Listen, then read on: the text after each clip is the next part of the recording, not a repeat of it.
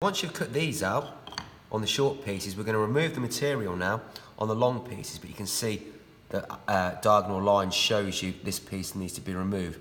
We'll do that by cutting down both sides with a tenon saw, and then we'll use a coping saw, which is here, to cut across there. So, as before, put it in the vise, make sure it's standing up vertically, like that. Take the tenon saw,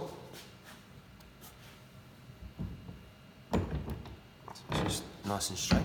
Make sure your feet are nice and sturdy. And cut maybe on the inside, slightly on the inside of the line if you can. Remember again, drag it towards you gently to get a start.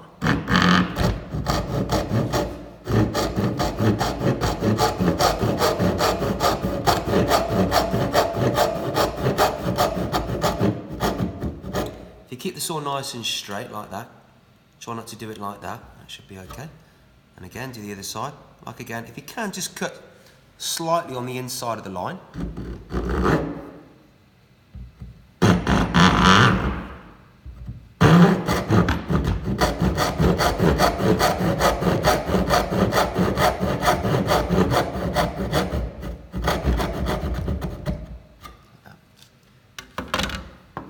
Now we use the coping saw.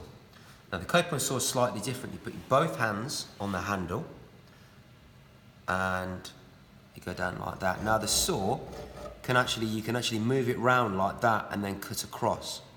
But you must keep the saw moving at all times. If you try and bend it or twist it while it's stationary or still, it might end up snapping. So place it in there like that.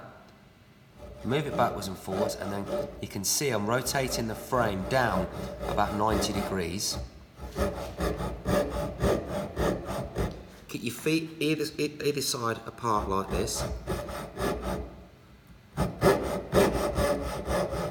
then eventually the saw will turn round. If you keep it moving, 2 hands on the handle.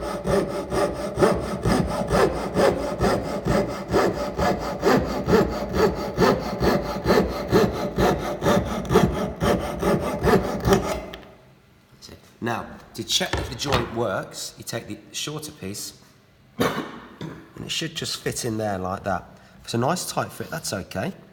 But if it doesn't fit at all, what we can do is remove a bit of the wood using some glass paper. Pop it around the file like that to keep it nice and flat.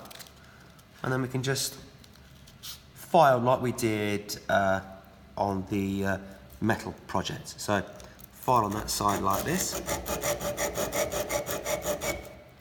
And file on that side.